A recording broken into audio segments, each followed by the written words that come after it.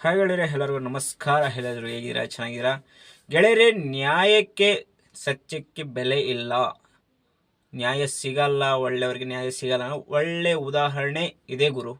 ಏನಂದರೆ ಅದು ಧರ್ಮಸ್ಥಳದ ಸೌಜನ್ಯ ಕೇಸ್. ಆ ಕೇಸಲ್ಲಿ ನ್ಯಾಯ ಅವ್ರ ಕಡೆ ಇದ್ದರೂ ಕೂಡ ಯಾವ ತರಹದ ಸಹಾಯ ಆಗಲಿ, ನ್ಯಾಯ ಆಗಲಿ, ಸತ್ಯ ಆಗಲಿ ಯಾರು ಹೇಳಕ್ಕೆ ಬರ್ತಾ ಇಲ್ಲ.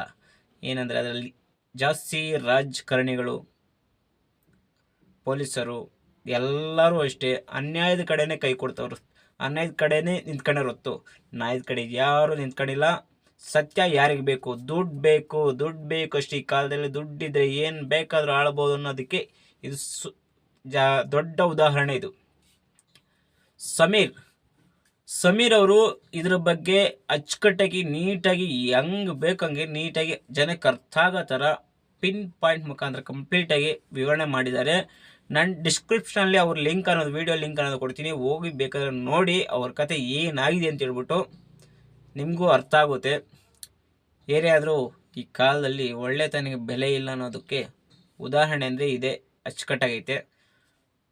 ಜನಕ್ಕೆ ಗೊತ್ತಾಗಿರೋ ಥರ ನಾಲ್ಕು ಮರ್ಡರ್ ನಡೆದಿರುತ್ತೆ, ಆದರೆ ಜನಕ್ಕೆ ಗೊತ್ತಿಲ್ಲದಿರೋ ಮರ್ಡರ್ಸ್ ಎಷ್ಟಿರ್ತಾವೋ ಯಾರಿಗೂ ಗೊತ್ತಿಲ್ಲ. ಆ ವಿಷಯದಿಂದ ಎಷ್ಟು ಜನ ಕೊಲೆ ಮಾಡೋರೋ ಗೊತ್ತಿಲ್ಲ, ಎಷ್ಟು ಜನ ಪರಾರಿ ಆಗೋರೋ ಗೊತ್ತಿಲ್ಲ. ಇದನ್ನ ಹೇಳ್ಕೊಂಡು ಹೋಗ್ತಿದ್ರೆ ನಮಗೆ ಟೈಮ್ ಇರಲ್ಲ. ಅವ್ರು ಸಮೀರ್ ಅವರು ನೀಟಾಗಿ ಹೇಳಿದ್ದಾರೆ. ಅವ್ರ ವಿಡಿಯೋ ಲಿಂಕ್ ಅನ್ನೋದು ಕೆಳಗಡೆ ಕೊಟ್ಟಿದ್ದೀನಿ, ಹೋಗಿ ನೋಡಿ.